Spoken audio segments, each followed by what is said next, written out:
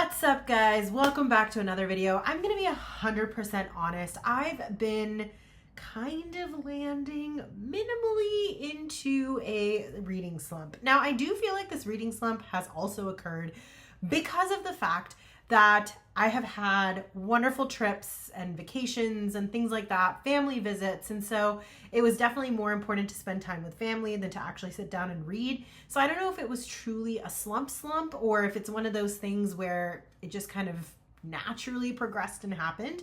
But it is now July 7th and I have not finished any books yet for the month of July, which is really unlike me. So I decided that this week, because my husband is actually out of town for work reasons, I'm going to enjoy the free time I have to really read.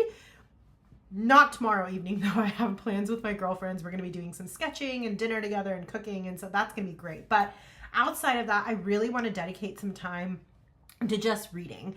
The other thing that I've been really craving is just taking the effort to look put together, put on a nice outfit, enjoy the summer weather. I really don't like the summer. So I'm trying to convince myself that the summer is actually a beautiful time of the year. And I want to utilize the clothes in my closet. I want to use the things I have. I don't want them to just sit there and collect dust. And it's just, there's a certain joy and experience of just enjoying what you already have. And I think that's something I haven't had the pleasure of doing in a very long time. I really feel like between running around and being in this mental space of oh, it's my birthday, so I'm gonna go shopping. And then also just lots of travel, which has been very, very wonderful and a very blessed thing to be able to do. I just haven't really been motivated to get back to my weight loss program. I've definitely kind of stagnated, potentially even gained a few pounds back. So I really want to get back into healthy living. I really want to get back to utilizing the things I have, and I really want to get back to reading. So we're going to do this week up with glam reading vibes. So what does that mean in my head? Glam reading vibes to me basically means coordinated sets of comfy, cozy clothes, nice, beautiful candles that have been just sitting on the shelf, begging to be used, coming out, maybe even enjoying the porch, sitting out on the porch with a nice cup of tea. My sister-in-law was actually sweet enough to gift me some tea, and so I'm very excited to just sit down with a delicious cup of tea. We also did a great farm day, which was awesome. We went out to the local farm here and we were able to actually go pick some vegetables, which was really fun. And then we got to pet all the barnyard animals and experience the barn shop. The produce there, I would say, in the shop is actually very affordable. Outside of that, a lot of the other items are a little bit gimmicky. They are a little bit expensive. But that being said, I decided to pick up 2 jams because they just were absolutely delicious. One is a peach cobbler inspired one. The other one is a kiwi strawberry one. So I really want to just have some nice jam on toast with some fruit, nice cup of tea with some honey sticks, and just enjoy the porch and the nice weather and just read a great book. So this week I'm going to be doing check-ins for the reading. And the reason I'm also doing this is to inspire myself to read and also to see if we can find a 5-star. I'm really hoping that I can, because some of the books that I'll be reading this month, which is primarily obviously mythology themed books, anything that has to do with different forms of mythology is kind of the vibes and inspiration for this season.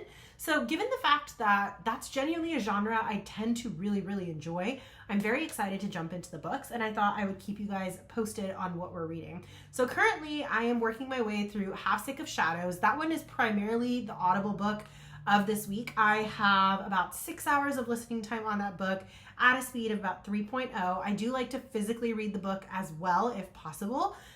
So what I like to do is in the mornings, I kind of like to start my day just listening to my book and reading with the physical copy of the book and a nice cup of tea after I get back from my walk before I go to work. And then afterwards, I like to listen to the book and kind of zone into the book when I'm doing some notes and work that needs to get completed paperwork wise in between, seeing patients and things like that once the day has kind of wrapped up. And don't be alarmed, I'm not completely spaced out when I'm working on those things. I actually have a note-taking app that I use so that I can document every single thing that I've done so that all of my patients are very secure in what was done that day. So that's all very accurate. At this point, it's just kind of like transferring all of that over into the physical EHR system. So that I feel like is something I can do while listening to the book at the same time. So I tend to do that. And then afterwards, I like to come home and just relax and ease into reading another book. So the other book that I'm currently reading is actually a young adult book, and it's called Go the Distance, and it's one of the Twisted Tales. So if, for those who don't know, in the young adult series of books, there's a concept called Twisted Tales, which is basically a few different authors who have come together and basically taken Disney classics and redone the tale, redone the story as if something else had completely happened. So the best thing I can compare this to is like the Emily McIntyre books. But the thing is, with the Emily McIntyre books, it's very much like dark romance. So you're unfortunately or fortunately getting a lot of spice in those books as well. But the concept is really cool. So basically they're taking classic children's tales that you've grown up with and reimagining characters and their stories. So I always love the gray of the villains in these movies too. Everything was so black and white growing up. And I think the more you kind of delve into these stories, the more you get to see the gray and white of the stories. It's probably why I love Greek mythology as much as I do as well.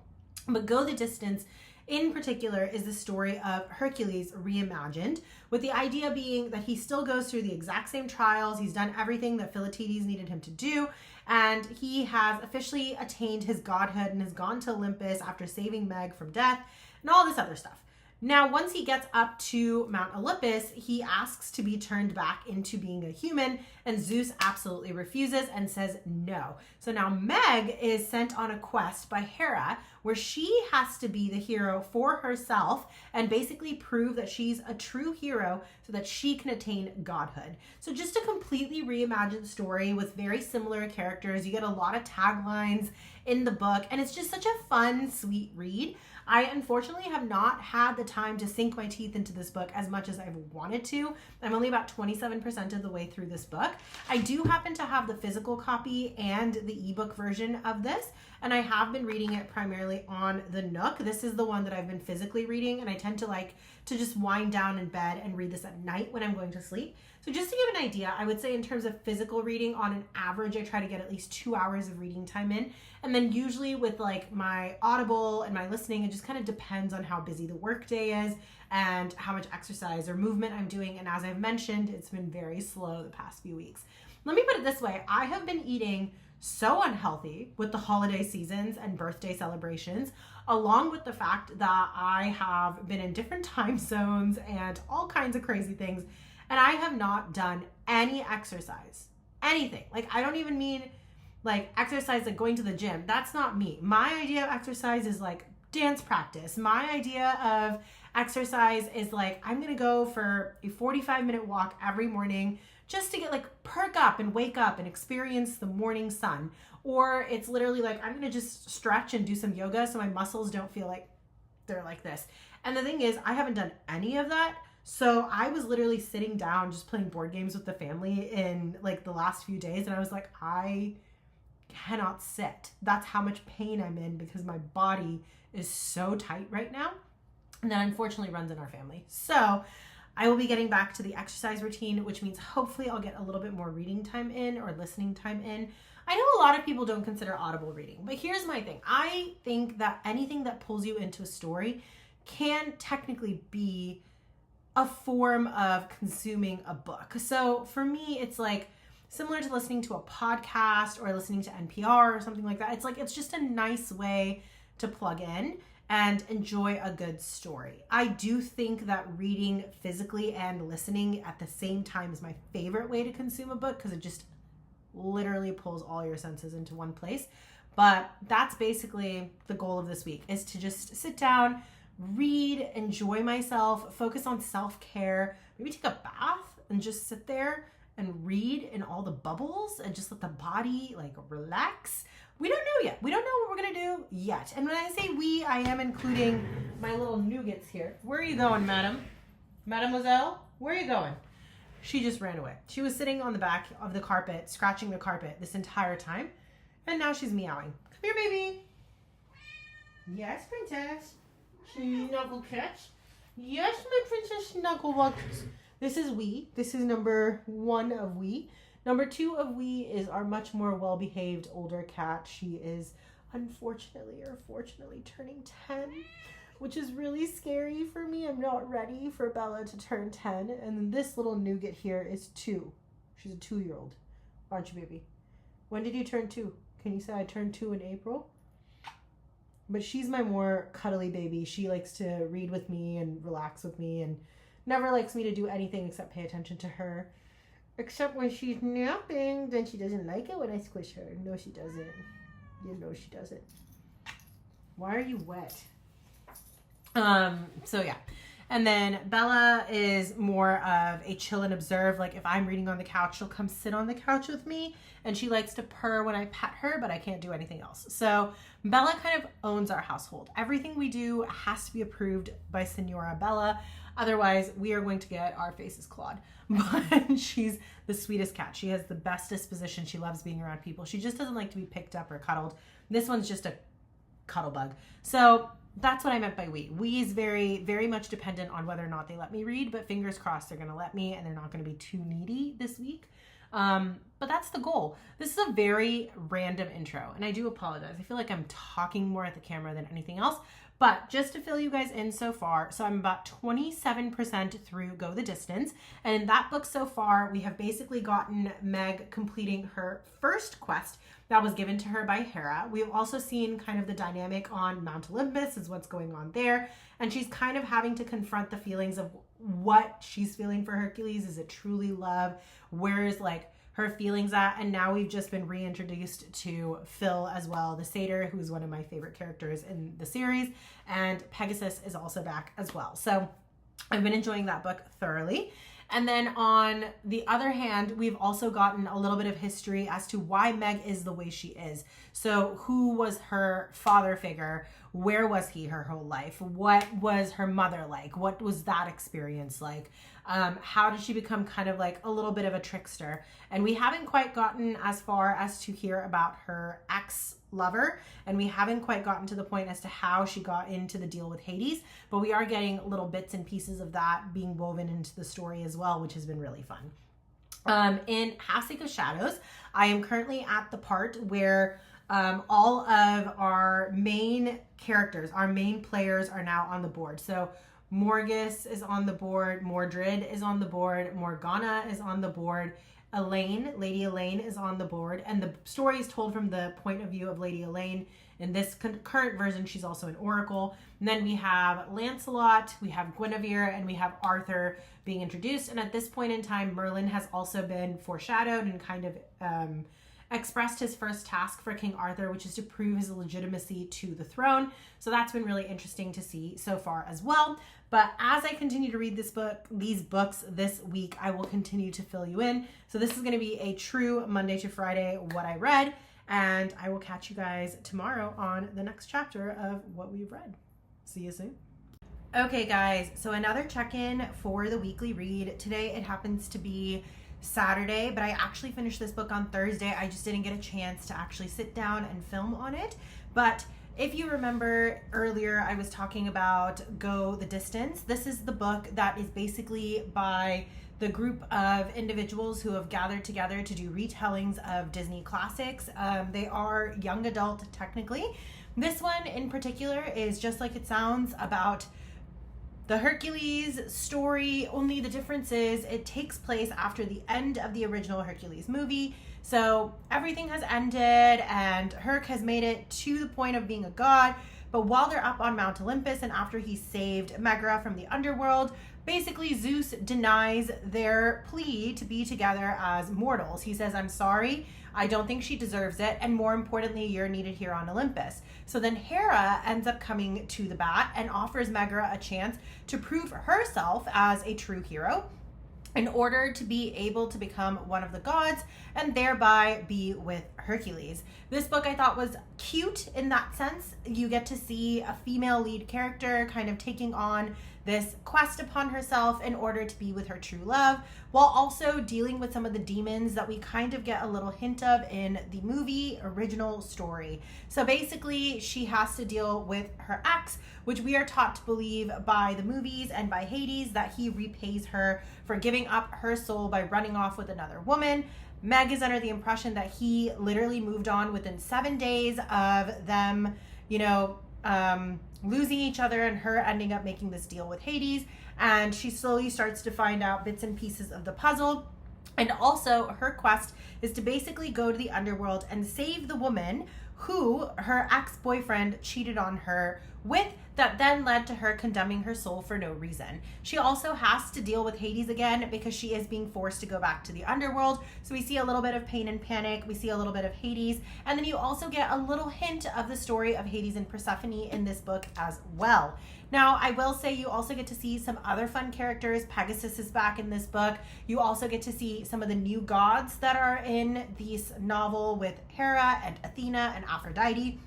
You also get to see Philoctetes, who of course is one of my personal favorites, the satyr that did the training for Hercules. So for any of you Disney lovers out there, any of you millennials who just grew up watching these movies and they're dear to your heart, this is definitely a great option for you. It's just a fun twist on the classic tale without any change to the actual original story, minus the ending. So it's just an interpretive version of the same story with a different ending, basically showing us Meg going on a quest and actually redeeming herself.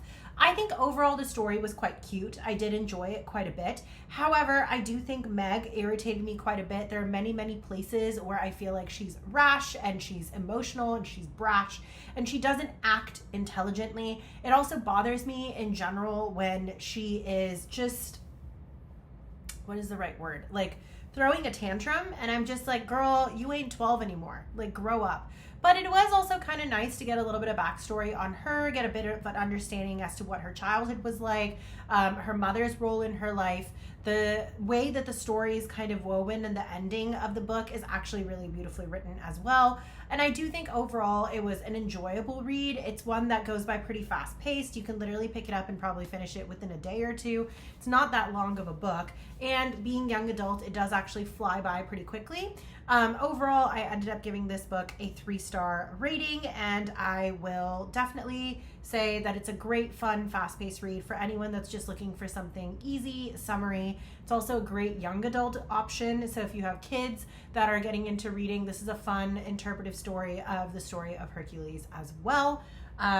And yeah, that's what I have. Now, I am currently reading the Jasmine Moss book, Blood of Hercules, just to keep in the Herculean era. And then I'm also reading the book Clytemnestra. Clytemnestra is slowly destroying my soul.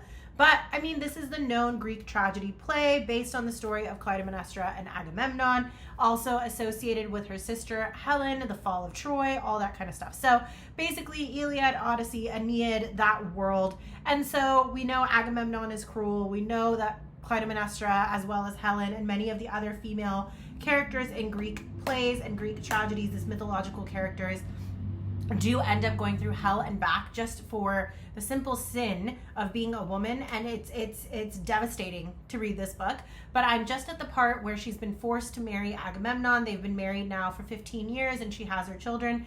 Not looking forward to the part where, you know, he forces her to sacrifice their daughter. I'm not looking forward to that part, but I am very excited for the ending when she gets her revenge. So we will make it through that book as well. We're about halfway through Clytemnestra. That one is absolutely excellent. I definitely would recommend it. I also recommend reading it with the audiobook. I think the audiobook enhances the experience quite a bit. And then for the Blood of Hercules book, that one I'm doing completely self-read, no audio, because I will say that book, there's a lot going on. Even within just the initial chapters, it's a lot going on. And I feel like that particular book, the audio would confuse me. So it's one of those books where I am currently reading it, annotating it, writing notes in it, the whole shebang. And that is also the book that was selected for the book club. So fingers crossed, I'll be able to finish that within the next few days and then wrap those 2 books up with you guys in this video. But I will catch you guys soon for the next installment of what I read in this week. And we'll keep you guys up to date on all the reading going on. Hey guys, so this is actually the final day of the check-in for the weekly read. Today is Monday the 14th, but I didn't actually finish this book today. I finished this book yesterday, so that would be Sunday to Sunday. I'm so sorry. I have a massive migraine right now, and I do apologize. That is not anyone's fault but my own. I decided that I was going to take a nap instead of stretching after I got back from work today. Today was a nice, easy day, which was lovely. I still ended up seeing like 14 patients today, but it was all in one stop. And that particular location that I go to, everyone is just so wonderful to work with. The staff is amazing. The patients are amazing. They bring everyone to you. So it's like by the time you get in and you get out, you spend maybe 2 hours and you can see like 30 people, honestly, if you needed to. That staff is just so incredible. But for some reason, while I was working today, I managed to pull my shoulder. And so my entire right side, I lied. This is how nutty I feel right now. My entire left side is extremely sore and tender, and I have a headache on the right side. So I apologize if I sound groggy or messy. That is why. But I did want to film this video because, as promised, I wanted to share that I've finished reading the books that I've finished reading this week. The last book that I wanted to talk about in this particular video was Clytemnestra. This book was excellent. So for those who are big fans of Greek mythology, this name might ring a bell, and that is because in Homer's Aeneid, Odyssey, and Iliad, he kind of refers to these characters. Clytemnestra is the half-sister of Princess Helen, or Queen Helen, who is known for the destruction of Troy. She was the most beautiful woman to walk the earth and was eventually stolen away by Paris from King Menelaus. And her half-sister Clytemnestra happened to be married to King Agamemnon, who was the king of Mycenae. Agamemnon and Menelaus are both known for their cruelty. Their family is known for their cruelty. And Clytemnestra's story is one that's painted as very tragic and sad. It's definitely a Greek tragedy. However, she herself is a very powerful woman and a powerful character. So this is the story of Clytemnestra retold from the perspective of Clytemnestra herself. This book was written by Costanza Cassetti, as you can see on the bottom of this book, and it was so well done. So in this book, we get to see the different phases of Clytemnestra. We get to see her as a child in the world of Sparta, where in that particular part of the world, women were respected and appreciated. Crimes such as rape and things like that, which are often talked about rampantly throughout the course of Greek mythology, was punished by death, flogging, or castration.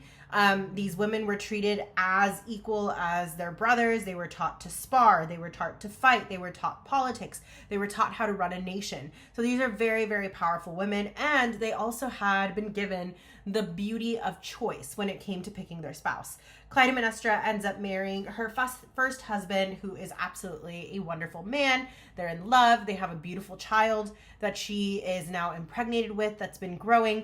They are inseparable. When all of a sudden, the kings Menelaus and Agamemnon arrive at the palace and happen to beat both Clytemnestra and Helen.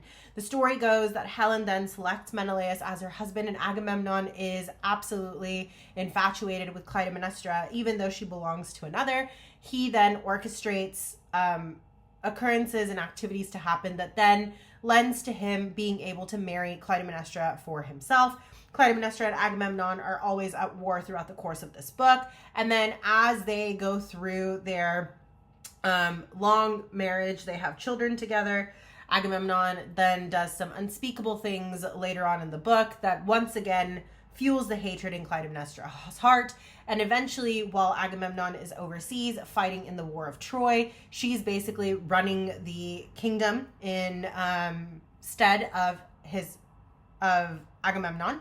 And then she ends up taking a lover, and the story goes that she and her lover eventually overthrow Agamemnon and murder him. And then at the end, we also hear that, because of this betrayal and this death that occurs, she is eventually murdered by her own children. In this particular version of Clytemnestra, we get to see the various aspects of her life through her perspective, her relationship with her children, her relationship with her family, the understanding of why certain things happen the way they do. Just so there's also even more understanding, she is also cousins with the woman who ends up married to Odysseus. So you kind of see all of these different characters pop in throughout this book. You see a little bit of Odysseus, you see a little bit of Paris, you see a little bit of Helen, you see a little bit of Menelaus, you get to see a little bit of Phoebe and what's her name?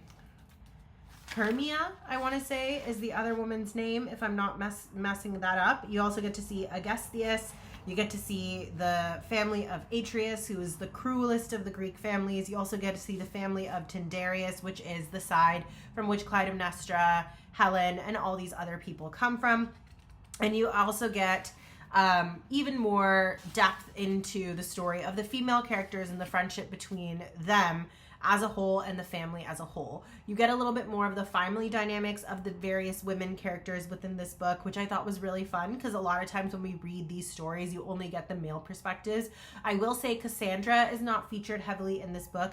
Cassandra is the seer that Agamemnon ends up kidnapping in his travels and brings back from Troy as a spoil of war. That aspect is not looked into in detail, but you do get everything from Clytemnestra's perspective. The other thing that was nice about this book is that she actually takes the time to write out the family charts. So if you're super confused while reading, like I was, you have that information available to you. So it was really nice to be able to have that. The other thing that was really cool about this book is that also within the front of the book, there is a list of the cast of characters, almost like a glossary, with all of their various details as well. So you have the House of Tyndareus broke down, the House of Atreus broke down, and then the other characters that play a role within this book as well, all throughout. And then each of the different sections of the books, which is basically the different points of major life changes for Clytemnestra, are also marked part 1 through part 5, and they each have little poems at the beginning of the book, which is so sweet, and predictions, or not predictions, but prophecies about the various characters within the Tyndareus family. So that was really lovely to see as well. So overall, this book I think was very enjoyable. I did end up giving this book a solid 4 stars. I thought this was a very well written rendition of Clytemnestra, and my heart went out to her. And I loved this book so much that I'm almost tempted to pick up a different book called Electra, which is not written by this author, but within the same family chain. Electra is the daughter of Clytemnestra, and she and her brother basically work together in order to overthrow their mother and lead to their mother's death in honor of their father Agamemnon. So that's also a story that I haven't actually gotten a chance to delve deeply into. And since we are in our Greek mythology era, I might end up picking up that book later on. However, I'm very behind on my overall goals for the books that I want to read this month, so that may or may not happen. And then last but not least, the book that I have not been able to finish, but I am currently in the middle of reading, is The Blood of Hercules. This is a book that I have been physically reading, and I will admit that while this book is kind of written in between young adult to like teenage years, the first part of this book was a little confusing for me, not because anything Greek mythology is typically confusing, but because Jasmine Moss has kind of imagined this in a very different way, where we have the gods almost imagined as a higher race that's living on Earth, and we're living in the future where Earth has been changed and human beings are basically in a state of poverty. It's a very dark beginning in this book, and so it was very hard for me to fully comprehend it, but we're now at the part where she figures out who she is, and she is competing for her life in the Spartan trials, as she recognizes that she does have God's blood, or Spartan blood, within her system. So it'll be interesting to see where our main female character goes from here, along with her handy dandy sidekick Nyx, who is her faithful animal compatriot, who happens to be a giant snake. And I love snakes, so I think this is going to be fun to read. As you may see, I'm wearing my Harry Potter Slytherin homage shirt today, so very exciting. But so far, I've been enjoying this book. I'm about 1/4 of the way through this book. I do plan on making some serious damage in progress in this book, though, today, because it's a lighter day and it's only 3 o'clock right now, so I'm really going to sit down and enjoy this book. But that brings me to the conclusion of this video. So I hope you guys enjoyed. That's what I read this week. For those of you that are new here, welcome to the channel. My name is Jaya, and I basically put out videos every Wednesday and Sunday on bookish related content, usually associated with fiction and various different genres. If that sounds like it's up your alley, you're definitely in the right spot. Consider hitting that subscribe button and that notification bell. For those of you that are returning, thank you so much for being here. It has been a wonderful experience creating this bookish community. I absolutely adore books, and it's just been such a pleasure to be able to enjoy the reading journey with you guys. That being said, I look forward to seeing you guys in the next video, and we'll catch you on the flip side. Wherever you are, whether it's morning, evening, or night, I hope you're having a wonderful day, and I hope you and your loved ones are doing well. Bye.